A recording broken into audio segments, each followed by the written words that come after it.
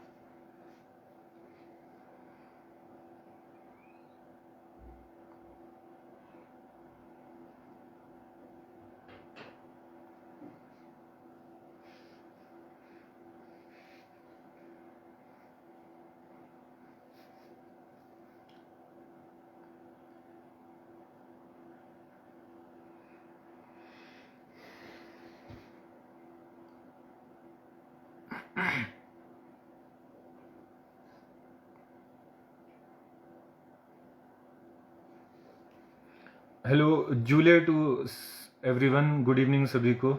मैं doctor Manoj Keylong hospital में MO अभी पद पे हूँ और अभी 8 महीनों से मैं मोबाइल हेल्थ टीम का इंचार्ज भी रह रहा हूँ 8 महीनों से। तो आज मुझे मौका दिया है सेव लाहौल एंड स्पीति की तरफ से कि मैं आप सभी के साथ अपने एक्सपीरियंसेस भी शेयर करूं और आप सभी के कुछ डाउट्स हों या आपको कोई दिक्कतें महसूस हो रही हों तो उनको भी जितना मेरा एक्सपीरियंस है और जितनी नॉलेज है उसके बेसिस पे आप सबसे वो चीज़ डिस्कस कर सकूं। तो सबसे पहले तो मैं चाहूँगा कि अपने आप को एक बार इंट्रोड्यूस करूं कि मैं वैसे शिमला से बेसिकली बिलोंग करता हूं और मेरी स्कूलिंग शिमला में ही जेसीबी पब्लिक स्कूल से हुई है जहाँ से मुझे बहुत कुछ सीखने को मिला। और उसके बाद मैंने अपनी एमबीबीएस आईजीएमसी शिमला से ही की है। तो अभी लास्ट फरवरी में 2019 में ही मैंने केलोंग हॉस्पिटल बाय चॉइस ही अपना ज्वाइन किया था। तो उसके बाद जब हमने ये काम शुरू किया तो पहले ट्राइबल बहुत टफ बोलते थे सब, पर हमें शौक था कि ट्राइबल में देखते हैं कुछ अलग मिलेगा क्योंकि बचपन से शिमला में ही रह रहे थे सिटी एरिया में। तो जब से हम मेरी जर्नी शुरू हुई, बाकी तो आपसे क्या बताना, पर मेन मेरा जब मैं पिछली सर्दी छुट्टी गया 5 फरवरी को, तो उस वक्त मेरे पास एक ऑफर आया कि अभी कोविड उस टाइम शुरू ही हुआ था फरवरी के लास्ट में। तो मुझे सीएमओ साहब की तरफ से बोला गया कि आप शिमला में ही हैं, तो स्टेट लेवल की कोविड की ट्रेनिंग थी शिमला में। तो उसमें मुझे नॉमिनेट किया गया कि आप कोविड की ट्रेनिंग करके आइए और यहाँ पर आप उसके बाद सभी को जागरूक भी कर सकते हैं और अवेयरनेस फैला सकते हैं। तो उसके बाद 12 मार्च से 15 मार्च तक वो ट्रेनिंग रही कोविड की स्टेट लेवल की, जिसमें लाहौल स्पीति डिस्ट्रिक्ट को, लाहौल एरिया को मैं रिप्रेजेंट कर रहा था। तो उस ट्रेनिंग के बाद जैसे ही मैं यहाँ पहुँचा तो 18 मार्च से, कुछ लोग सोचते हैं कि अभी जब से स्नोफॉल शुरू हुआ तब से ही हमने काम शुरू किया, तो 18 मार्च की ये बात है 2020 में, जब मैंने पहली बार 18 मार्च को डीसी ऑफिस में पूरे एडमिनिस्ट्रेशन का एक अवेयरनेस सेशन लिया था। तो वहाँ पे भी मैंने उनको ब्रीफली बताया था कि जो उस वक्त तक का सिनेरियो था जब चाइना में केसेस ख़त्म होने लग गए थे और इंडिया में फर्स्ट केस 30 फरवरी को आ चुका था। तो उसके बाद मैंने लोकल पीआरआईज, जैसे जानते होंगे, पब्लिक रिप्रेजेंटेटिव्स जो थे सारे एरिया के, उनके भी सेशन लिए, अवेयरनेस सेशंस, और अपने हेल्थ डिपार्टमेंट पूरे लाहौल एरिया के डॉक्टर्स से लेके आशा वर्कर्स तक सभी के सेशन लिए। तो उस वक्त से हमारी ये जर्नी शुरू हो चुकी थी और मेरी मोबाइल हेल्थ टीम, जो आप जानते हैं पूरे एरिया में हम सैम्पलिंग कर रहे हैं तब से लेके। तो मैं पहले तो अपनी टीम का भी शुक्रगुजार करना चाहूँगा, जो आपसे क्या छुपाएं कि वो, मैं एक कॉल करता हूँ तो वो हमेशा मेरे साथ खड़े रहते हैं, जिसमें मैं आपके साथ नाम आप जानते भी होंगे, डॉक्टर राकेश परियार हैं हमारे केलोंग हॉस्पिटल से, काफ़ी मेहनती इंसान हैं। और श्री जीवन जी हैं जो पांगी से बिलोंग करते हैं, वो भी मेरे साथ पूरे 8 महीने अभी तक डट कर साथ खड़े हैं।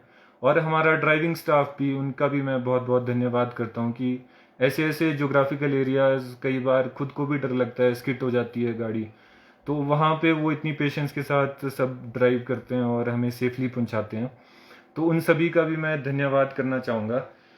तो उसके बाद जब हमारी जर्नी शुरू हुई तो आप जानते हैं शुरू में आपको पता है कि पहले कुल्लू में भी ट्राइबल भवन में, जो ट्राइबल भवन है भुंतर में, तो वहाँ पे भी लोगों को रखा जाता था, जैसे जो दिल्ली या बाहर के एरिया से लाहौल के नेटिव्स थे। तो हम यहाँ से लाहौल से स्पेशल कुल्लू जाके उनकी सेम डे में सैम्पलिंग करते थे और वहीं पे ही उनके जो सैंपल्स थे वो नेरचौक डिस्पैच करते थे। तो कभी कभी हमारे साथ ऐसा भी हुआ कि सेम ही डे पे हम दिन में चंद्रभागा होटल में सैंपल लेते थे, 60 सैंपल, और हमें पता लगता था कि आज कुल्लू बुनतर में भी बहुत ज़्यादा लोग हैं, तो 2 बजे के बाद उसी सेम डे में ही हम बुनतर भी पहुंचते थे। उस टाइम टनल भी नहीं थी, तो रोहतांग होके सेम ही डे पे रात को 11-11 बजे भी फ्री होते थे।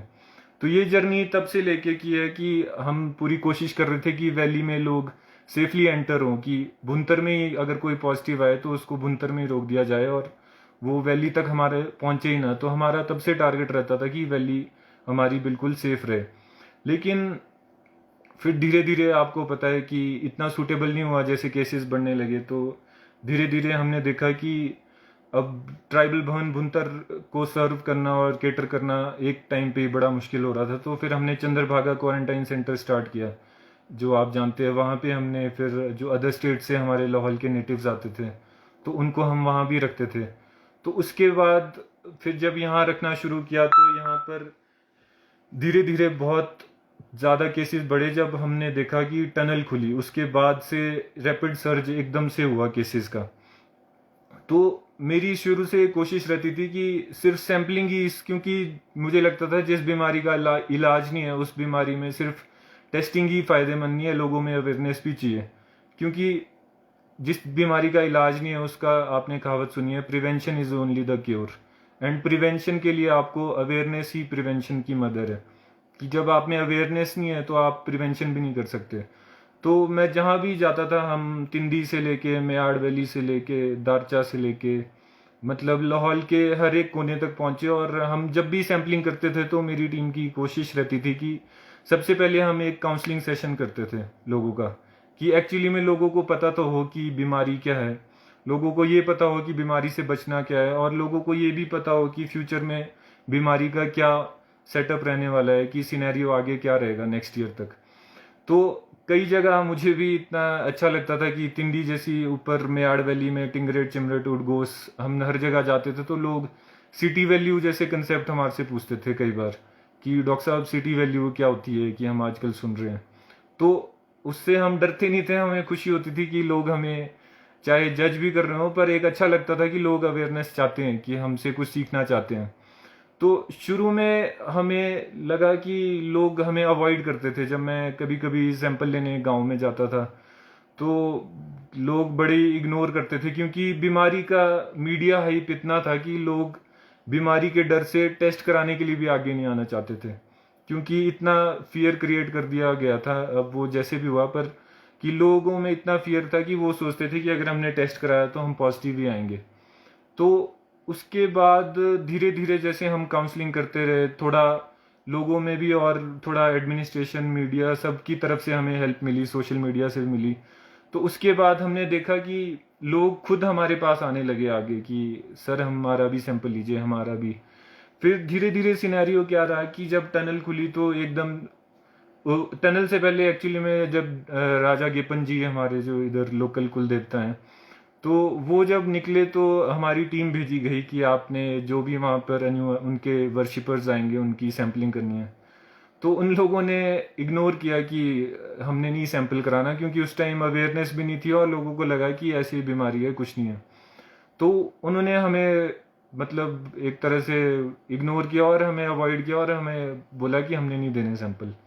तो उसके बाद हमने देखा जब टनल के बाद जैसे ही रैपिड सर्ज हुआ केसेस में, कुछ फंक्शंस भी हुए तीनन वैली साइड चंद्रा बेल्ट में, तो उसके बाद आपने देखा होगा सभी ने कि गोंदला में भी एक रैपिड सर्ज आया केसेस में। मैं खुद ही वहाँ गया था तो 120 के करीब सैंपल मैंने गोंदला और थोरंग में लिए थे। हमारी दूसरी टीम गई थी तो उन्होंने भी 80 के करीब सैंपल्स लिए थे।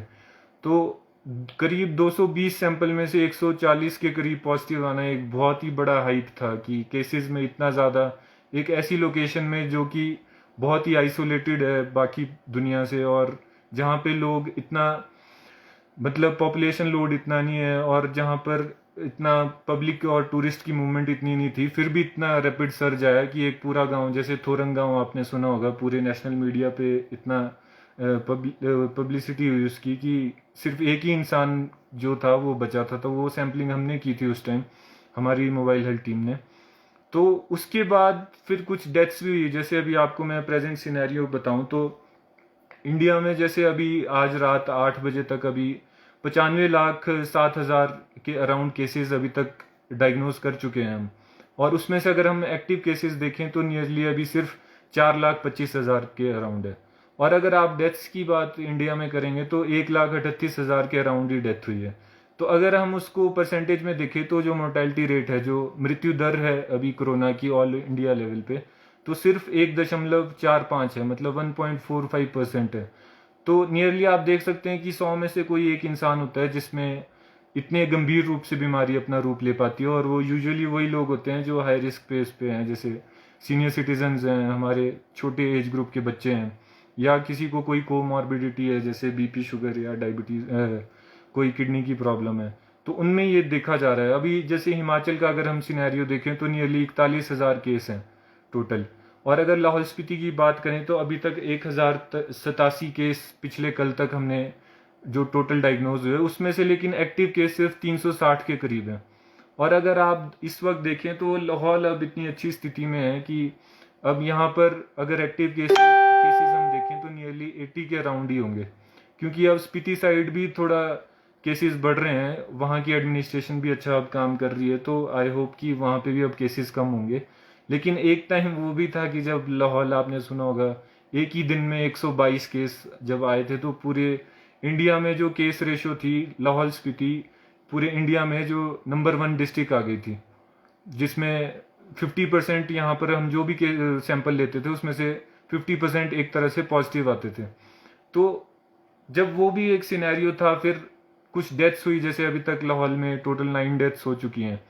तो उसके बाद लोगों में भी एक फोबिया हुआ कि पहले लोग सोचते थे ये कुछ बीमारी नहीं है, डॉक्टर ऐसे ही पॉजिटिव ले आते हैं। हमने ऐसे भी कमेंट्स सुने हैं गांव गांव में जाके कि आप लोग पॉजिटिव ले आते हैं, किसी को नॉर्मल जुकाम भी होगा तो उसको भी पॉजिटिव ले आते हैं।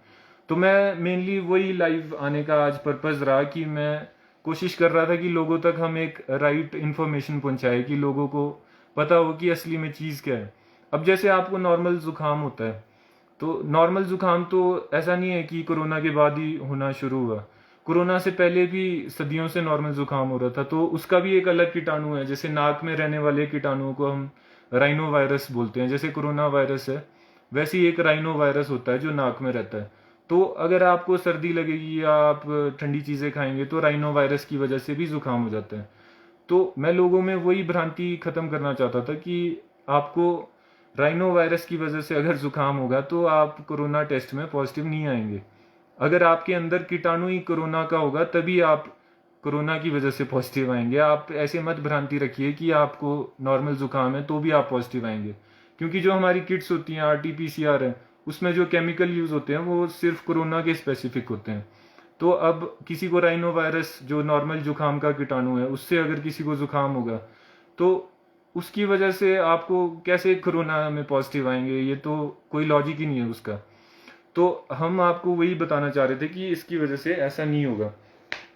तो उसके बाद जैसे हम अब सैम्पलिंग करने लगे तो नियरली अब मार्च से लेके मुझे भी दिसंबर तक 8 मंथ्स हो चुके हैं अभी तक सैंपल लेते हुए। तो अब नियर अबाउट 3500 के अराउंड हमारी टीम पहुंचने वाली है कि हम जो कंटिन्यूस सैम्पलिंग कर रहे हैं। तो जब हम सैंपल करना शुरू किया तो लोगों में बहुत फोबिया था, कि हमें भी बोलते थे कि आप हमारी दुकान, हमने ऐसे भी एक्सपीरियंसेस किए कि मेरे ड्राइवर्स को लोगों ने कई बार शुरू में मना करते थे कि आप हमारे घर से दूध मत ले जाओ, हमारी दुकान में मत आओ। तो हम भी बुरा नहीं मानते थे क्योंकि अवेयरनेस की बहुत कमी थी, तो उनका जायज़ था। अगर हम भी उनकी जगह लेमैन होते तो हम भी शायद वही करते। लेकिन जैसे जैसे फिर लोग हमें समझने लगे कि नहीं, कुछ काम हो रहा है, लोगों में अवेयरनेस फैल रही है, तो एक्चुअली में तो हम चेन ही तोड़ना चाहते थे कि जो चेन एक जुड़ रही थी, जैसे 1 से 2 में फैल रहा था, 2 से 4 में, 4 से 8 में, तो वो चेन तोड़ने के चक्कर में हम ज़्यादा से ज़्यादा टेस्टिंग करना चाहते थे, ताकि जो पॉजिटिव लोग हैं वो खुद ही आइसोलेट हो जाएं और जो चेन आगे बढ़नी थी वो वहीं पे रुक जाए। तो ऐसे भी एक्सपीरियंसेस रहे शुरू में। तो फिर बीच में एक दो बार ऐसा भी हुआ कि हम कुछ गांव में गए, तो शुरू शुरू में आपको पता है आर्मी पीपल, जो आर्मी के लोग थे, यहाँ के लोकल्स बहुत हैं आर्मी में, कोई JNK में है, कोई राजस्थान में, कोई मध्य प्रदेश में। तो वो लोग जब आते थे तो उनके लिए इतना फोबिया लोग क्रिएट कर देते थे कि मतलब एक तरह से अवेयरनेस भी थी वो, पर महिला मंडल और सब मतलब उनको घर से बाहर नहीं निकलने देते थे। तो वो भी एक अच्छा लोगों का इनिशिएटिव था कि शुरू से अवेयर रहे। लेकिन एक दो जगह क्या हुआ कि किसी ने मुझे खुद ही पर्सनल एक्सपीरियंस बताया, एक आर्मी पर्सन थे, तो एक गांव है, मैं नाम भी नहीं लेना चाहूँगा, तो उन्होंने क्या किया, नई गाड़ी में वो स्पेशली आए कि मैं राजस्थान से आ रहा हूँ तो मैं नई गाड़ी लेके ही जाता हूँ ताकि लोगों को ये ना लगे मैं पब्लिक ट्रांसपोर्ट में गया। तो लोगों ने, किसी ने, अब शरारती तत्व हर जगह होते हैं, तो जैसे ही वो घर पहुंचे रात को, तो अगले दिन उनकी गाड़ी के चारों टायर पंचर कर दिए।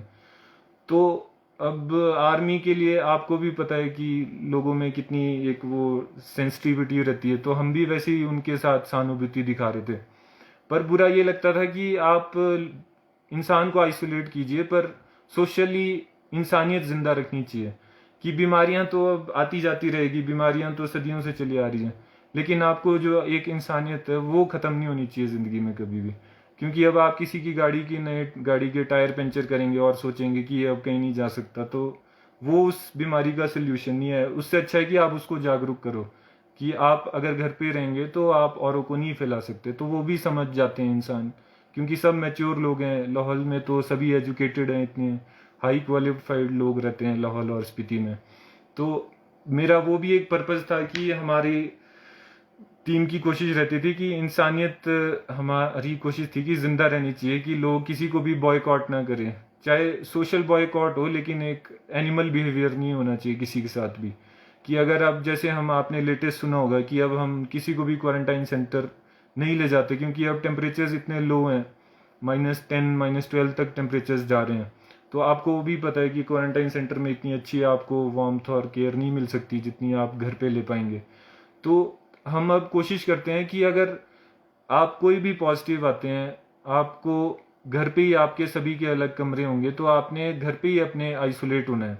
और मैं बहुत जगह बता भी चुका हूँ कि 10 दिन आप अगर घर पे रहते हैं, और अगर आप 10 दिन घर पे, जैसे एक क्वेश्चन भी आ रहा है कि वायरस कितने दिन में रिएक्ट करता है, तो वो आपको हमने पहले भी बताया कि इंक्यूबेशन पीरियड नाम की एक चीज़ होती है। इंक्यूबेशन पीरियड होता है कि जैसे कीटाणु अगर आपके अंदर आज घुसा तो लक्षण कितने दिन में आएंगे। ये जो टाइम पीरियड है कि कीटाणु आज घुसा और लक्षण आने के बीच में जो टाइम पीरियड है, इसको हम इंक्यूबेशन पीरियड बोलते हैं। तो ये आपने हर जगह सुना होगा कि 2 से 14 दिन का रहता है। तो 2 से 14 दिन के बीच जिसको लक्षण आने होते हैं उसको आ जाते हैं। और कीटाणु कई बार, जिसकी इम्यूनिटी वीक होगी उसमें 3 दिन बाद भी लक्षण दे देता है, किसी की इम्यूनिटी स्ट्रांग होगी तो उसमें 10 दिन बाद भी देता है। इसीलिए जो हमारा पीरियड है 14 दिन का, इसीलिए वो एक लॉजिकल बेस्ड पीरियड है कि आपको 14 दिन घर में अंदर रहना ही रहना है। क्योंकि अगर एक बार आप पॉजिटिव आ गए और आपको लक्षण भी नहीं है, तो वो 14 दिन का पीरियड है जिसमें आपको लक्षण आने के मैक्सिमम चांसेस हैं। मतलब 99% लोगों को 14 दिन के अंदर लक्षण आ जाते हैं।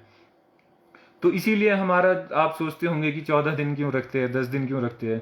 तो हम आपको शुरू से इसीलिए बता रहे थे कि जो कीटाणु अगर आज घुसा तो आज से लेके 14 दिन तक का वो टाइम पीरियड रहता है जिसमें आपको कभी भी लक्षण आ सकते हैं।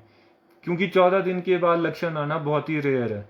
और अब जो लेटेस्ट रिसर्च, अभी CDC की भी है, सितंबर की रिसर्च, जो US की रिसर्च एजेंसी है, तो उन्होंने भी देखा कि 10 दिन के बाद, वैसे तो अब लेटेस्ट है 7 दिन के बाद भी 90% चांस कम है कि आप किसी और को कीटाणु दे पाओ। क्योंकि 10 दिन के बाद कीटाणु इतना कमजोर हो जाता है कि आप उसको दूसरे इंसान को नहीं दे सकते। तो जब आप किसी दूसरे इंसान को वो कीटाणु नहीं दे सकते, तो आपको एक तरह से, आप अगर सबके साथ भी 10 दिन के बाद रहेंगे तो आप किसी को बीमारी नहीं फैला सकते। तो इसीलिए हम फिर भी 14 दिन मैक्सिमम रखते हैं कि 10 दिन तो मिनिमम बोला है, तो हम 4 दिन और रखते हैं कि उसके बाद तो कोई भी चांस नहीं रहता कि आप किसी को बीमारी फैला पाए। तो और दूसरी बात, कुछ क्वेश्चन पूछ रहे हैं लोग कि जैसे जिन्होंने सैंपल दिया उनको भी आइसोलेट होना पड़ेगा। तो ये तो आपको पता ही है कि हम सैंपल कैसे लेते हैं। जैसे अब मैं कल क्वारिंग गया था, आपको फॉर एग्जांपल एक देना चाहूँ, तो क्वारिंग में हमने कल सैंपलिंग की रैपिड टेस्ट से। तो हमारे पास ACF जो हमारा हिम सुरक्षा अभियान चला है, तो उसके अंडर आजकल एक्टिव केस फाइंडिंग चली है, तो वो लोग भी बहुत अच्छा काम कर रहे हैं, आशा वर्कर और सब। तो उन्होंने हमारे पास लिस्ट दी थी कि 5-6 लोग हैं जो क्वारिंग गांव में, जो कोलंग पंचायत के अंदर आता है, उसमें कुछ लोग हैं जिनको सिम्टम्स आ रहे हैं।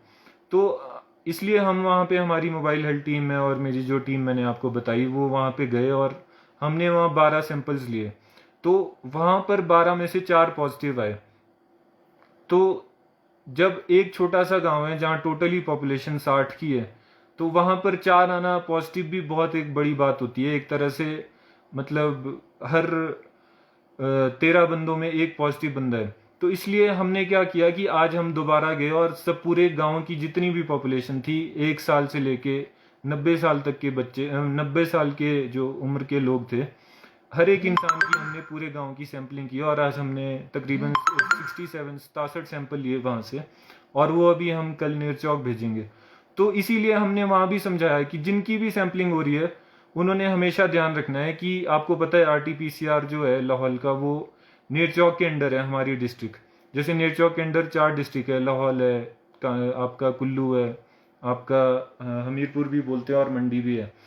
तो हमारी अब यहाँ से गाड़ी जाती है, आपको पता है धुंधी साइड भी 2-3 फुट बर्फ पड़ी थी, तो इतने दिन से RT-PCR नहीं कर पा रहे थे सैंपलिंग। तो अब जब नेरचौक हम भेजते हैं, तो अब आज सैंपल लिए हैं, अभी उसके फॉर्म्स भी प्रिंट होते हैं, फिर फॉर्म्स प्रिंट होंगे, उसके बाद कल गाड़ी जाएगी, तो मोस्ट प्रोबेबली परसों तक उसका टेस्टिंग की रिपोर्ट आती है।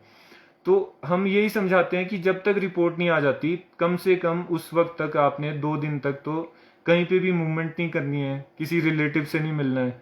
कहीं आप ऐसा ना करें कि आप कुल्लू चले गए, आप लाहौल में हमने आपका RT-PCR टेस्ट किया और आप यहाँ से कुल्लू चले जाते हैं, तो हमारे लिए ट्रेसिंग के लिए बहुत मुश्किल हो जाता है। कल को आप पॉजिटिव आएंगे तो आपके कॉन्टैक्ट्स ही इतने सारे हो जाएंगे कि जिनसे आप मिले होंगे, तो प्राइमरी कॉन्टैक्ट ट्रेसिंग भी बहुत टफ हो जाती है। फिर हमारे को कुल्लू एडमिनिस्ट्रेशन के साथ कंसल्ट करना पड़ता है। तो इसलिए हम आपसे करते हैं कि जिसका भी सैंपल होता है, उसने कम से कम 1 हफ्ता तो अपने घर पे ही होम आइसोलेट रहना ही रहना है। क्योंकि अगर आप के गांव में 4 केस आए हैं, उसका मतलब है कहीं ना कहीं आप उस इंसान से मिले ही होंगे। 60 लोगों का जब गांव होता है, तो उसमें आप हर तीसरे इंसान से कभी ना कभी मिलते ही हैं इनडायरेक्टली। कहीं आपने पैसे एक्सचेंज किए होंगे, करेंसी से भी फैल रहा था शुरू में, कहीं आपने किसी से कोई चीज़ शेयर की होगी, किसी के घर से कोई सामान आया होगा।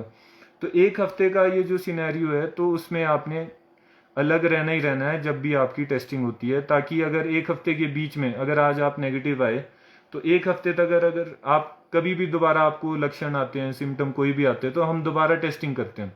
तो हम ये गांव गांव जाके भी बोलते हैं कि अगर आप आज भी नेगेटिव आए हैं, रैपिड में नेगेटिव आए या RT-PCR में, और अगर 1 हफ्ते के बीच आपको कभी भी लक्षण आते हैं, तो हम दोबारा आपका सैंपल लेने आएंगे।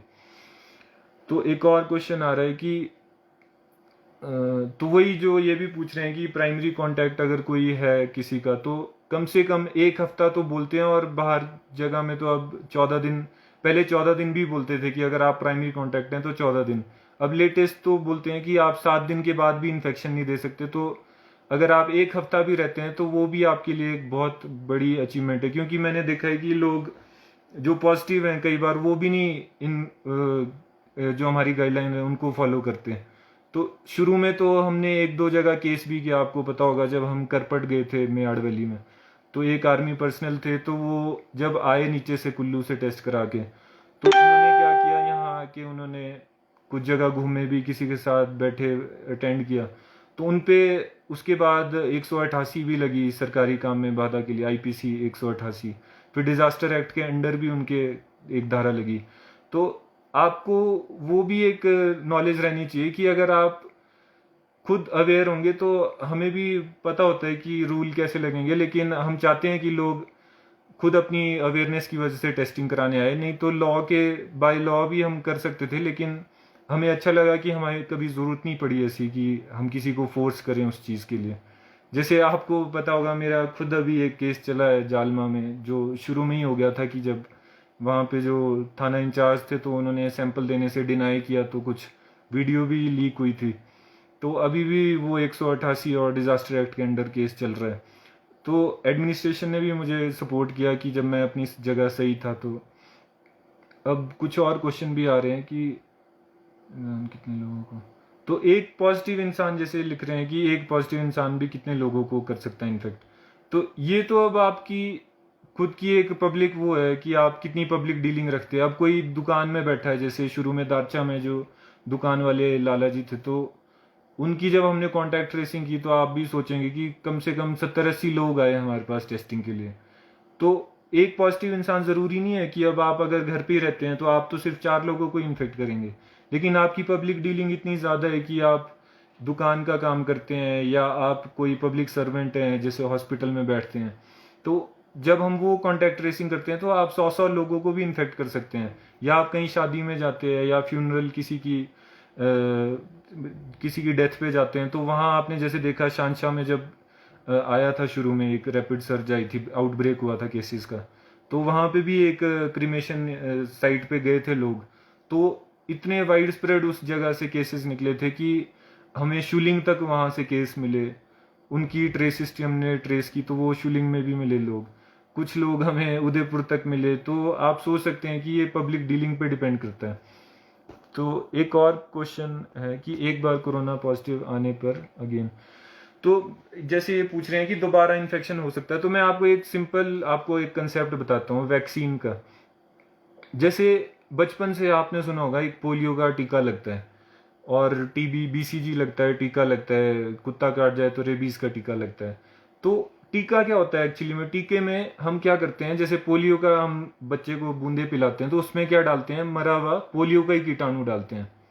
अब मरा हुआ कीटाणु इसलिए डालते हैं ताकि जब मरा हुआ कीटाणु शरीर में जाएगा तो मरे हुए कीटाणु को देख के हमारा शरीर क्या बनाता है, उसके खिलाफ लड़ाकू बनाता है।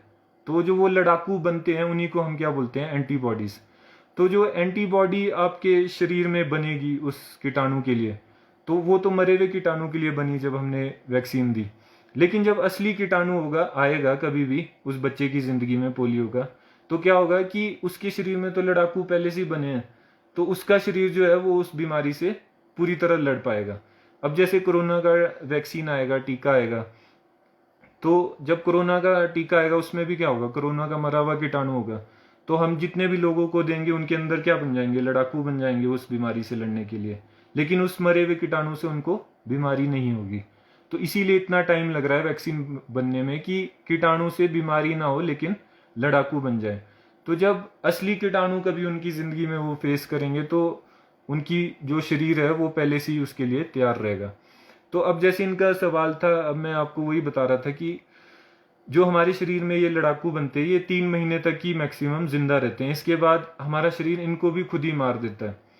तो जब ये 3 महीने तक ही जिंदा रहेंगे तो आपकी जो कोरोना से सेफ्टी है, जैसे अगर आप आज पॉजिटिव हुए तो अब आपके शरीर में जो वो लड़ाकू है वो बनना शुरू हो जाएंगे। तो अब वो 3 महीने तक तो आपको सेफ रखेंगे। कुछ और भी चीजें होती है, टी लिम्फोसाइट, बी लिम्फोसाइट, तो वो मेमोरी भी रखते हैं कि ये कीटाणु आया था एक बार हमारी जिंदगी में।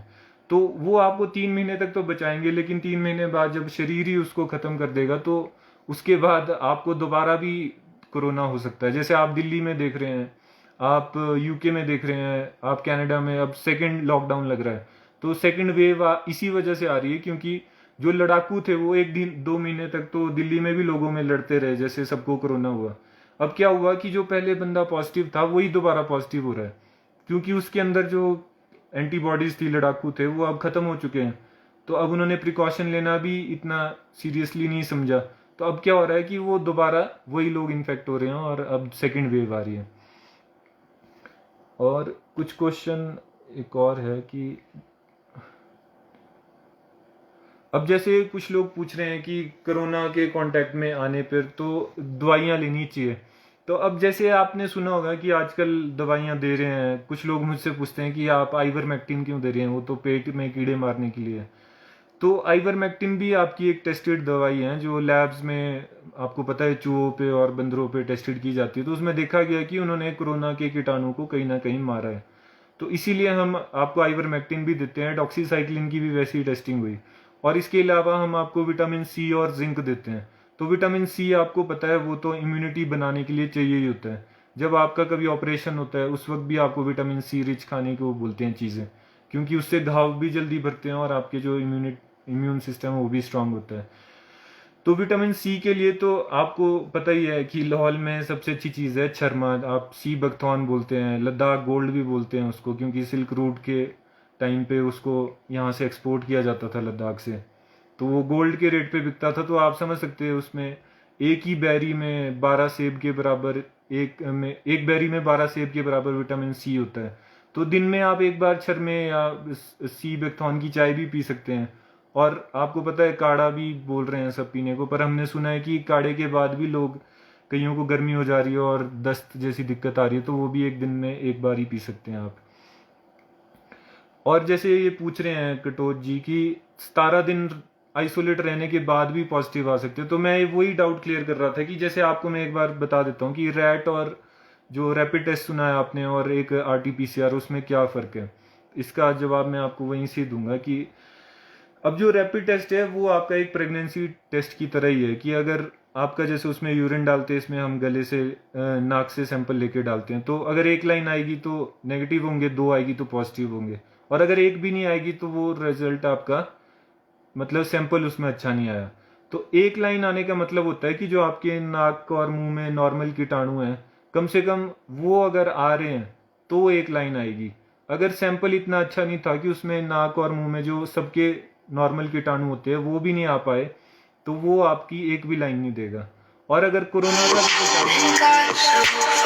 अगर आपके कोरोना का भी कीटाणु आप, और जैसे मैं बता रहा था कि अगर कोरोना का भी कीटाणु आपके नाक और मुंह में है तो दूसरी लाइन भी फिर आती है।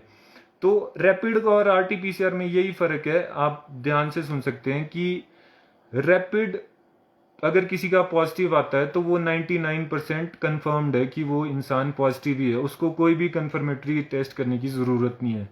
लेकिन अगर कोई इंसान है जिसको लक्षण भी है और वो उसके बावजूद भी नेगेटिव आता है, तो उसके लिए RT-PCR मैंडेटरी है कि उस इंसान को लक्षण वो फिर, तो जिस इंसान को लक्षण हो और वो भी नेगेटिव आए तो उस केस में आपको RT-PCR मैंडेटरी है। और तीसरी बात है कि अगर किसी इंसान को लक्षण नहीं है और वो फिर भी रैपिड में नेगेटिव आता है तो वो भी नेगेटिव ही होता है। तो ये आपने बिल्कुल ध्यान रखना है कि अगर आप रैपिड में पॉजिटिव हैं तो वो पॉजिटिव है, लेकिन अगर आपको लक्षण भी और फिर भी आप नेगेटिव आ रहे हो तो आपको RT-PCR करवाना है, क्योंकि रैपिड का पॉजिटिव 100% है लेकिन नेगेटिव 58% तक रिलायबिलिटी रहती है। और जो RT-PCR है वो उसका पॉजिटिव भी 90% से ऊपर रिलायबल है और जो नेगेटिव है वो भी। तो जैसे ये सवाल पूछ रहे थे कि आपका कि अगर आप जैसे रैपिड टेस्ट करते हैं तो कितने कब तक पॉजिटिव रहता है 17 दिन के बाद, तो हमने देखा है कि RT-PCR तो आप 20 दिन के बाद भी कई बार पॉजिटिव आता है, क्योंकि RT-PCR सिर्फ DNA को देखता है, जो उसके कीटाणु के अंदर एक मटेरियल होता है, न्यूक्लियर मटेरियल, जो उसको उसकी लाइफ को डिकोड करता है कि उसकी लाइफ कैसी रहेगी आगे। तो RT-PCR तो 20 दिन के बाद भी हमने केसेस देखे हैं जो पॉजिटिव आते हैं। इसीलिए अब IGMC आप कहीं पे भी देखिए, शिमला साइड कहीं पे भी रिपीट टेस्टिंग में नहीं करते अब रिपीट टेस्ट। तो उसका सिग्निफिकेंस यही है कि आपको मैं जैसे पहले बता रहा था कि 10 दिन के बाद जब आप बीमारी फैला ही नहीं सकते तो आपको रिपीट टेस्ट की ज़रूरत ही नहीं है। आप अपने 14 दिन घर पे पूरे कीजिए, आपको फिर दोबारा टेस्ट की कोई भी ज़रूरत नहीं है, क्योंकि आप उसके बाद कीटाणु भी इतना कमज़ोर हो जाता है कि आप किसी को बीमारी दे नहीं सकते, और आपकी जो अंदर लड़ाकू है वो भी बन चुके होते हैं, तभी आपको इतने सीरियस लक्षण नहीं आए। क्योंकि अगर आपको सीरियस लक्षण आने होते तो उन 10 से 14 दिनों के बीच आ जाते। अगर आपको वो लक्षण नहीं आए तो उसका मतलब है कि आपके लड़ाकू अच्छा काम कर रहे हैं और आपको बीमारी से कोई खतरा नहीं है। तो अब और भी क्वेश्चन आ रहे हैं, और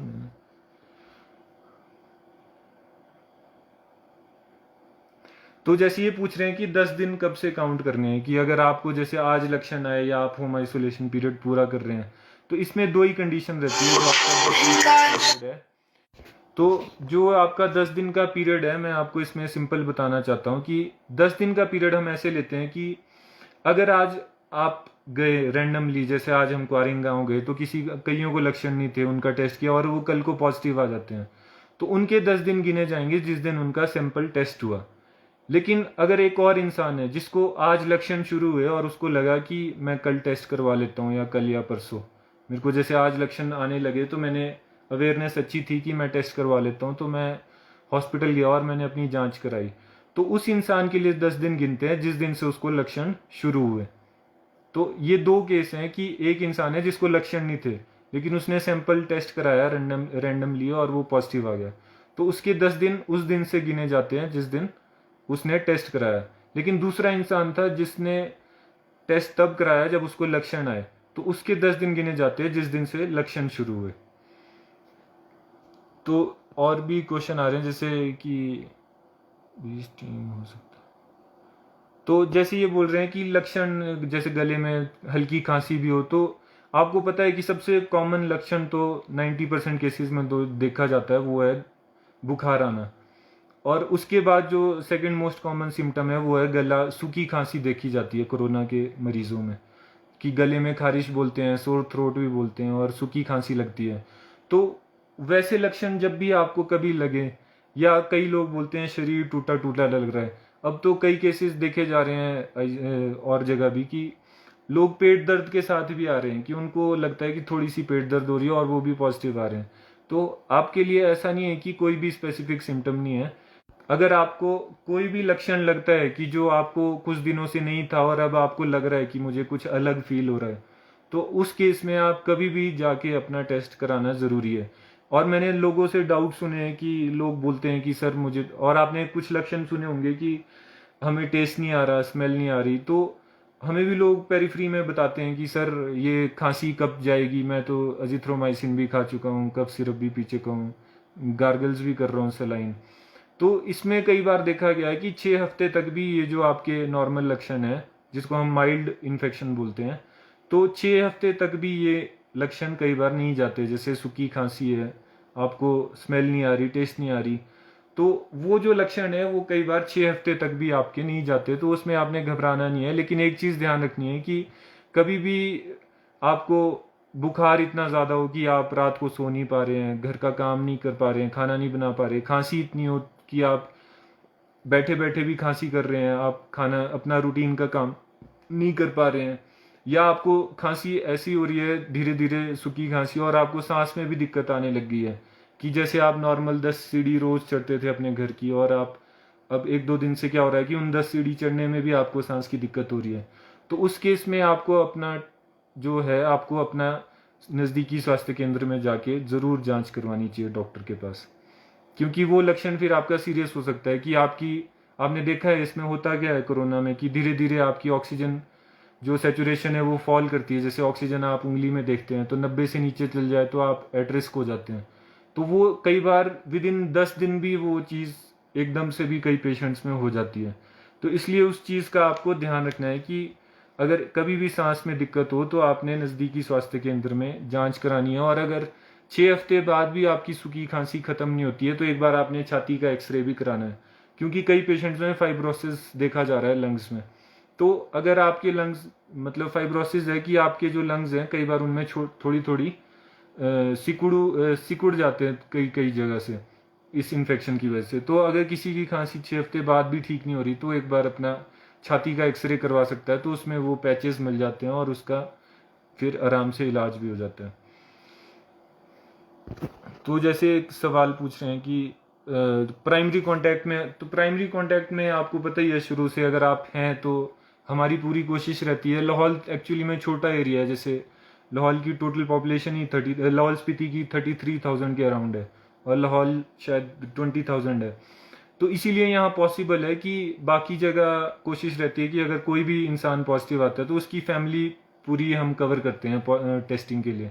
लेकिन लाहौल में हम क्या करते हैं कि अगर 5-6 से ज़्यादा भी केसेस आ जाएं तो हम कोशिश करते हैं कि पूरे गांव की टेस्टिंग करें, क्योंकि पॉपुलेशन कम है तो हम इसलिए अपने रिसोर्सेज को मैक्सिमम यूटिलाइज कर रहे हैं यहाँ पे। कि हमारे जो डीएसओ साहब हैं डॉक्टर रंजीत, वो भी बहुत एक्टिवली पार्टिसिपेट करते हैं, सीएमओ साहब भी बहुत एक्टिवली करते हैं, तो हमारे जो ग्राउंड स्टाफ है वो भी एक्टिवली यहाँ पर आपसे शेयर करें। तो कई बार, एक बार मैं तिंदी जब गया तो हम तिंदी में कुठाड़ पंचायत ऊपर कुठाड़ गांव है वहाँ पे टेस्टिंग करने गए, तो पूरे पूरे दिन आपको पता है कई जगह कंटेनमेंट जोन बना देते हैं, तो खाना नहीं मिलता। और ठंड इतनी होती है कि सैनिटाइज़र हाथ में यूज़ करते हैं, तो हाथ आपको पता है सैनिटाइज़र कितना ठंडा होता है। अब आप एक ही दिन में 100 सैंपल लेंगे, हर सैंपल के बाद सैनिटाइज़र, तो हाथ भी सुन्न हो जाते हैं। फिर भी हमारी टीम इतने डेडिकेटेड हैं सभी मेंबर की, उस जगह में तिंदी में तो हम एक दिन 8 बजे रात को फ्री हुए और फिर रात को तिंदी में हमने मैगी के साथ ही शायद चपाती खाई वहाँ पे। तो ऐसे भी सिनेरियो होते हैं, तो हम इसीलिए लोगों को फिर भी कोशिश करते थे कि लोग आगे आए सैम्पलिंग के लिए, कि कोई भी बचे ना सैम्पलिंग के लिए। तो और क्वेश्चन है कि ऑक्सीमीटर के बारे में जैसे पूछ रहे हैं, तो ऑक्सीमीटर का मेन पर्पस यही है कि हम जो भी पॉजिटिव पेशेंट आता है, हम कोशिश करते हैं कि आपके पास दो चीज़ें हमेशा होनी चाहिए। एक, आपके पास थर्मामीटर होना चाहिए कि आप अपनी टेम्परेचर रिकॉर्डिंग कम से कम, मेरी सभी को एडवाइस है कि जिस दिन भी आप पॉजिटिव आएँ, कम से कम 2 वक्त का आप अपना टेम्परेचर रीडिंग रोज़ की रिकॉर्ड में रखें। कि अगर कोई हेल्थ स्टाफ भी नहीं आ पा रहा, तो आप अपनी जो रिकॉर्डिंग है अपनी पेज पे आप लिखते हैं, तो वो आप किसी को दिखा भी सकते हैं जो हेल्थ के स्टाफ हैं आपके सराउंडिंग में। और दूसरी चीज़ है ऑक्सीमीटर। ऑक्सीमीटर इसलिए ज़रूरी है क्योंकि मोस्टली केसेस में देखा जा रहा है कि एकदम से ऑक्सीजन गिर जा रही है लेवल, क्योंकि एक कंसेप्ट होता है साइंस में साइटोकाइन स्टॉर्म नाम का। तो उसकी वजह से क्या होता है कि पूरी बॉडी में एकदम से, हमारी बॉडी है जो वो बहुत ज़्यादा लड़ाकू निकालती है। जैसे अब मान लीजिए एक नॉर्मल इंसान है, उसमें एक कीटाणु घुसेगा तो मान लो एग्जाम्पल के लिए कि 10 लड़ाकू निकलने चाहिए थे, लेकिन कईयों की बॉडी क्या करती है, ओवर रिएक्ट करती है। तो एक ही कीटाणु के लिए 100 हजार लड़ाकू निकालती है। तो वो लड़ाकू भी बॉडी के लिए फिर घातक हो जाते हैं। वो क्या करते हैं, पूरी बॉडी में सोजिश कर देंगे, लंग्स में पानी भर जाएगा, फेफड़ों में, आपकी किडनी में पानी भर जाएगा। तो उन केसेस में क्या हो जाता है, एकदम से ऑक्सीजन क्या करती है, गिरने लग जाती है। तो उन केसेस में आपको ध्यान रखना है कि आपने अपनी ऑक्सीमीटर, अब हमारी एडमिनिस्ट्रेशन और हमारे हेल्थ डिपार्टमेंट की हेल्प से अब हम कोशिश कर रहे हैं कि जो भी पॉजिटिव आता है उसको हर घर में एक ऑक्सीमीटर प्रोवाइड कर रहे हैं जब तक वो पॉजिटिव है। तो आपने खुद ध्यान रखना है कि आप उसको नॉर्मली उंगली में फंसा सकते हैं और बटन दबाने पे ही उसमें खुद ही रीडिंग आ जाती है। अगर आपकी ऑक्सीजन 90 से ऊपर रह रही है तो आपको कोई भी डरने की ज़रूरत नहीं है। लेकिन एक ध्यान रखना है आपने, वो हम हर जगह बता रहे हैं कि ये ठंडा इलाका है, तो आपको पता है कि ठंड की वजह से जो खून की नसें है वो सिकुड़ जाती है, तो उसकी वजह से भी कई बार 90 से कम आती है रीडिंग। तो पहले कभी भी आपने ऑक्सीमीटर यूज़ करना है उंगली पे, तो पहले हाथ गर्म करने हैं, उसके बाद ही आपने उस पर अपनी उंगली डालनी है और कम से कम 30 सेकेंड तक आपने उसको फंसा के रखना है। उसके बाद जो फाइनल रीडिंग आएगी उसको आपने जज करना है कि आपकी ऑक्सीजन इतनी है। तो दो चीज़ें आपने सभी ने, जो भी पॉजिटिव आएंगे उन्होंने घर पे अपने रखनी है। एक थर्मामीटर की रीडिंग आपने 2 टाइम की रखनी है और अपनी ऑक्सीमीटर से जो ऑक्सीजन की रीडिंग है उसको आपने रेगुलर लेते रहना है। तो कोरोना जैसे पूछ रहे हैं कैसे फैलता है, तो कोरोना आपको अब तो पूरे दुनिया में सभी जानते हैं कि फैलता, आपको पता है एयरबॉर्न डिजीज है। जैसे आप खांसी करेंगे और आपने जो खांसी, कोई पॉजिटिव इंसान है उसने खांसी की, तो उसमें छोटी छोटी बूंदें गिरती हैं। वो बूंदें अगर तो आप नज़दीक थे, 2 गज की दूरी से भी नज़दीक थे, तो वो जो बूंदें है वो उस इंसान के डायरेक्ट मुंह पे भी जा सकती है अगर उसने मास्क ना लगाया हो, तभी हम मास्क लगाने को बोलते हैं। वो बूंदें आपके कहीं पे सरफेस पे गिर सकती है, कोई टेबल होगा, कुर्सी होगी, पेन होगा, और अगर आपने बाद में उसी मेज़, कुर्सी या पेन पे हाथ रखा तो आप बाद में वो हाथ से ही अगर आप खाना खाएंगे तो आपको भी हो जाएगी। अब जैसे आपको एक एग्जांपल अभी लेटेस्ट बताएं, तो अभी एक सर्वे हुआ कि दिल्ली में अब पोल्यूशन लेवल दिवाली के बाद बढ़ा, तो उसको भी एक रीज़न मान रहे हैं कि उसकी वजह से भी कोरोना बढ़ रहा है।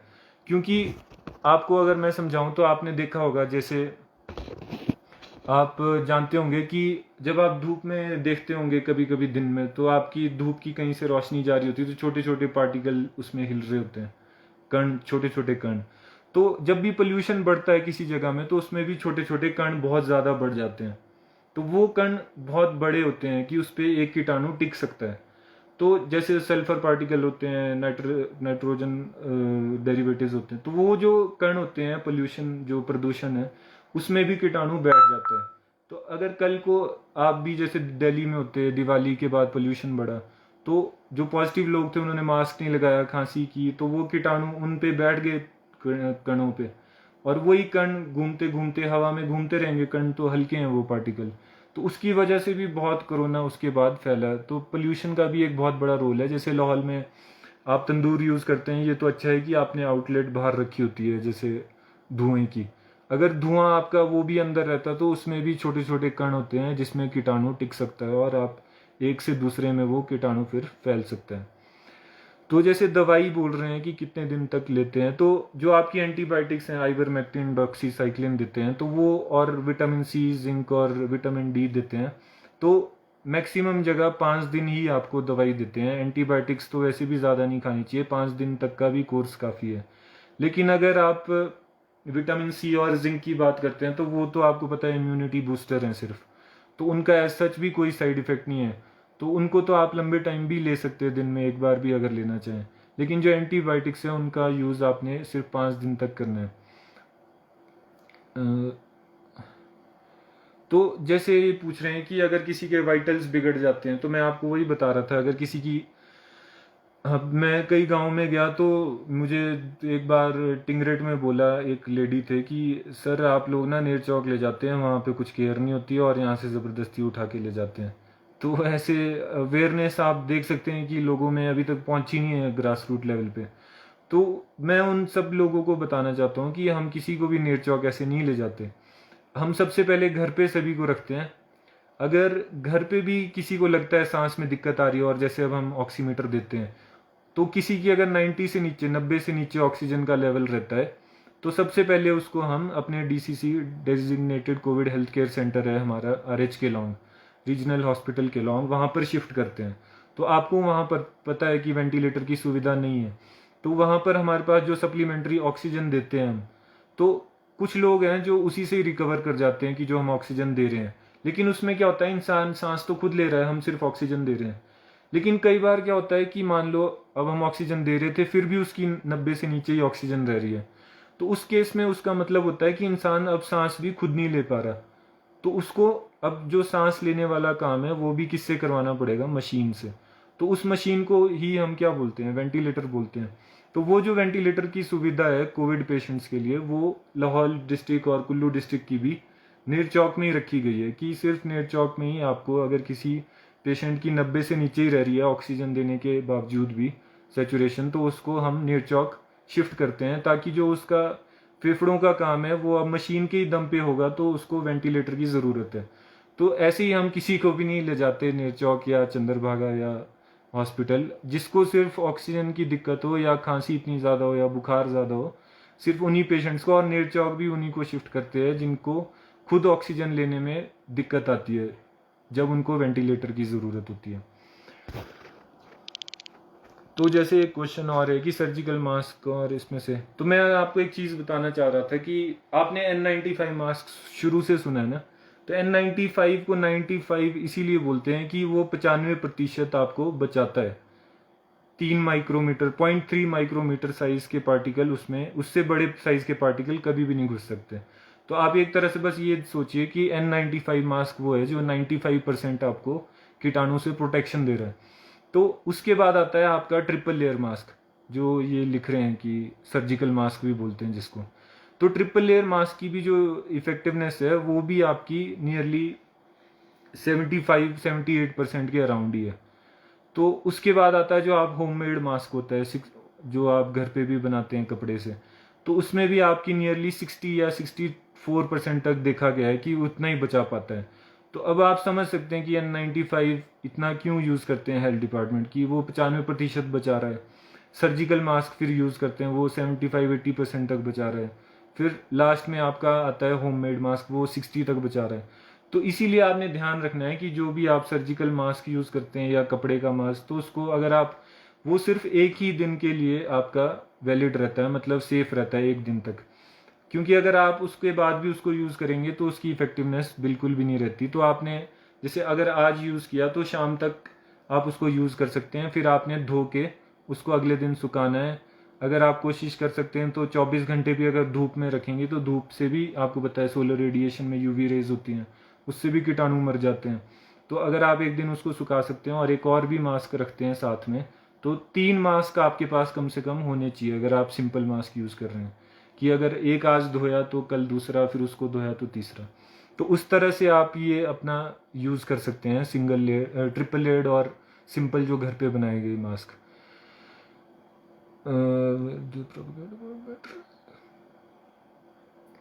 तो ये थोड़ा एडमिनिस्ट्रेटिव क्वेश्चन है कि सब डिवीजन लेवल पे हेल्थ सर्विसेज, ये आप किसी एडमिनिस्ट्रेटिव पर्सन से अगर पूछेंगे सर तो दैट वुड बी बेटर।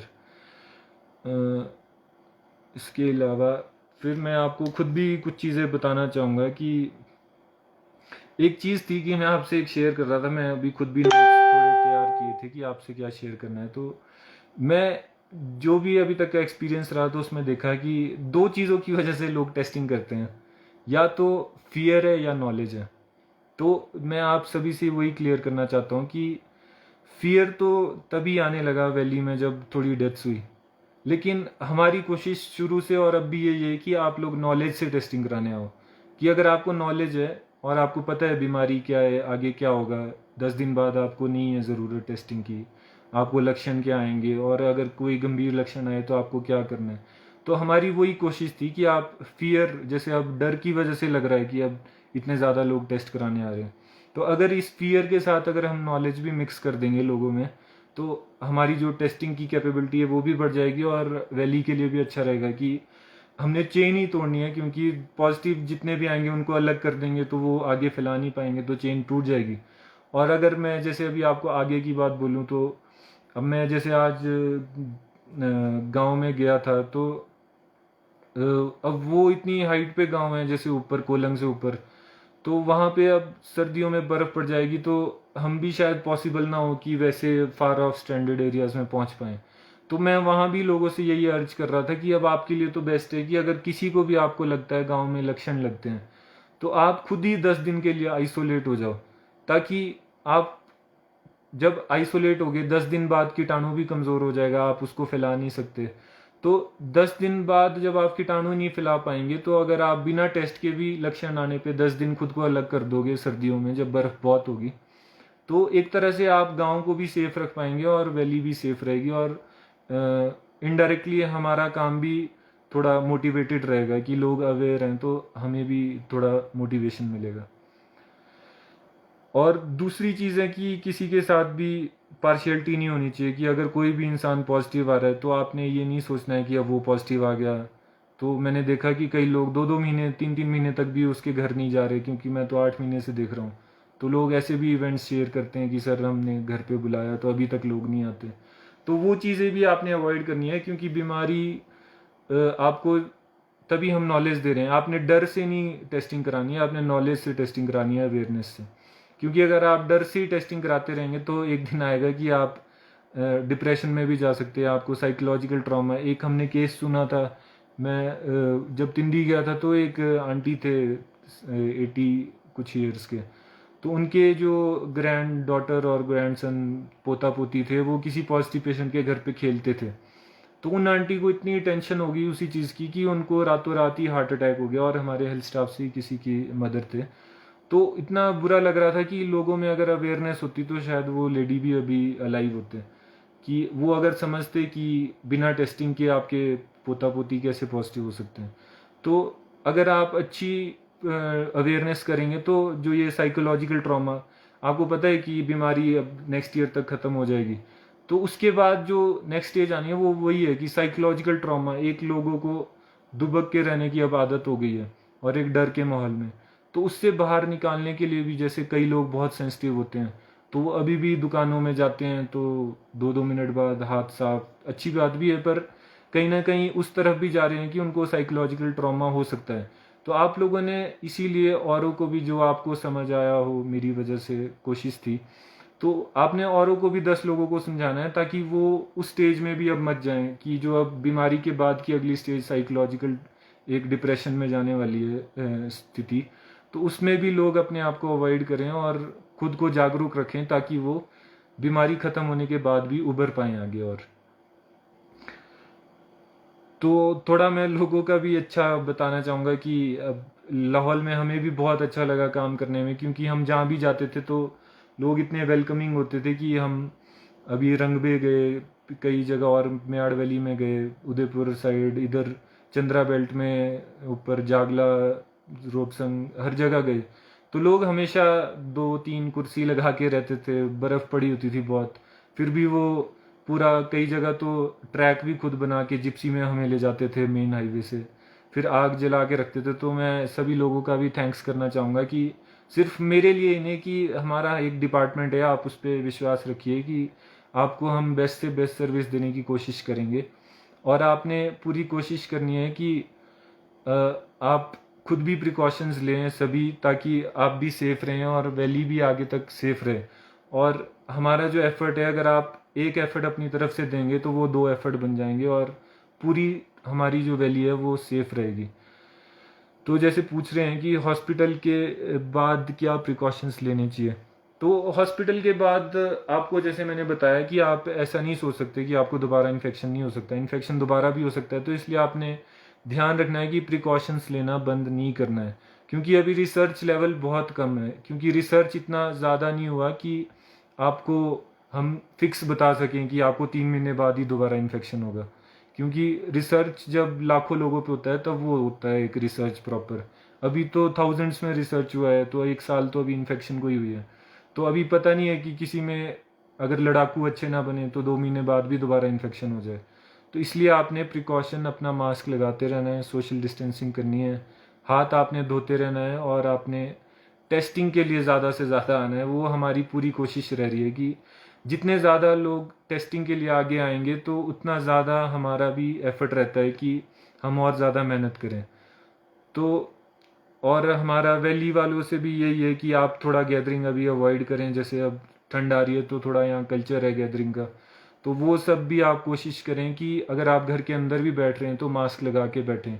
क्योंकि आप सोचते हैं कि ये मेरे घर वाले हैं, लेकिन कोरोना तो किसी को भी हो सकता है, कि घर पे रहने वालों से नहीं हो, ऐसा कोई पार्शलिटी इसमें है ही नहीं। तो और ऐसी भी कोई पार्शलिटी नहीं है कि यंग को कोई रिस्क नहीं है, यंग लोग भी बहुत हैं। हमारे कई डॉक्टर्स हैं जिन्होंने डेथ का सामना किया है। तो अब मुझे एक जगह ऐसा भी लोगों ने बोला कि सर हमने तो सुना है कि WHO से आप लोगों को फंडिंग मिल रही है, इसलिए आप इतना इतना इसको बीमारी को हमें पॉजिटिवली आते हैं। तो मैं एक सबसे एक रिक्वेस्ट है कि जहाँ जान की बाजी होती है वहाँ कीमत कोई नहीं होती है, ये आप भी समझ सकते हैं। क्योंकि अगर वैसी कोई बात होती तो हमारे कोई भी डॉक्टर इसमें, खुद कई लोग, इतना डेथ भी हो चुकी है कितने डॉक्टर्स की, ऐसे कोई भी इतनी कीमत नहीं दे सकता जिसमें जान की बाजी हो। तो इसीलिए हम आपसे भी रिक्वेस्ट करते हैं कि आप भ्रांतियों में ना आएँ और आप हमेशा प्रिकॉशन भी लें। जैसे एक सर पूछ रहे हैं रैट और RT-PCR में ऑथेंटिक कौन है, तो RT-PCR ही ऑथेंटिक है। मतलब फर्स्ट प्रायोरिटी हमेशा RT-PCR ही रहती है हमारी।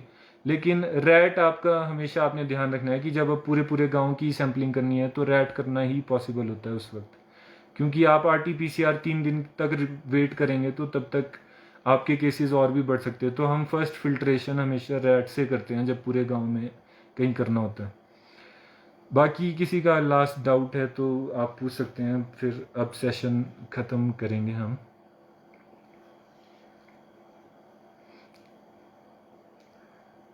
तो अभी किसी के क्वेश्चंस भी नहीं है तो आप सभी को, अच्छा रूमर्स पूछ रहे हैं कि कोविड-19, एक तो रूमर यही था कि डॉक्टर्स जानबूझ के पॉजिटिव लाते, वो मैंने आपका क्लियर कर दिया।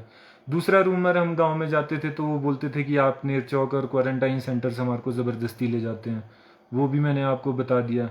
तीसरा था लोगों का कि अगर नॉर्मल सर्दी ज़ुकाम हो तो भी पॉजिटिव आ जाता है, वो मैंने आपको बताया कि कीटाणु ही अलग है। नॉर्मल सर्दी ज़ुकाम का कीटाणु तो राइनो वायरस है, कोरोना वायरस की किट ही आपको कोरोना वायरस का टेस्ट पॉजिटिव लाएगी, तो आपको राइनो वायरस से तो कभी पॉजिटिव आ ही नहीं सकता।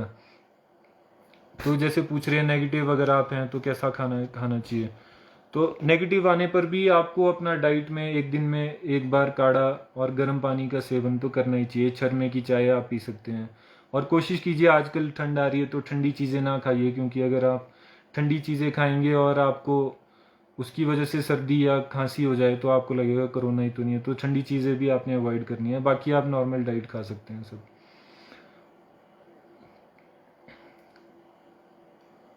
तो अब जैसे लास्ट चीज़ वही है कि वैक्सीन पे आपको बता सकते हैं कि अब वैक्सीन जैसे मार्च तक भी अगर आएगी तो इंडिया बहुत बड़ी पॉपुलेशन है, तो एक और चीज़ भी है यहाँ की, हर्ड इम्यूनिटी अगर बन जाए तब तक तो शायद वैक्सीन की भी ज़रूरत ना पड़े, कि मतलब अगर मैक्सिमम लोग इन्फेक्ट होके अपने अंदर एंटीबॉडी बना लेते हैं, लड़ाकू बना लेते हैं, तो जो उनके पीछे बची हुई पॉपुलेशन है वो इन्फेक्ट होने के चांस बहुत कम है। तो वैक्सीन आ जाए तो भी आपने आगे बढ़ चढ़ कर हमारे साथ साथ निभाना है कि वैक्सीन लगाने के लिए आएँ और अपना प्रिकॉशन आपने लेते रहना है। तो इसी के साथ अब हम कोशिश करेंगे कि सेशन, अब 9 भी बज गए हैं, 1 घंटा। और किसी का कोई लास्ट डाउट है तो फाइनल वर्ड्स अब मैं करना चाहूँगा एक बार।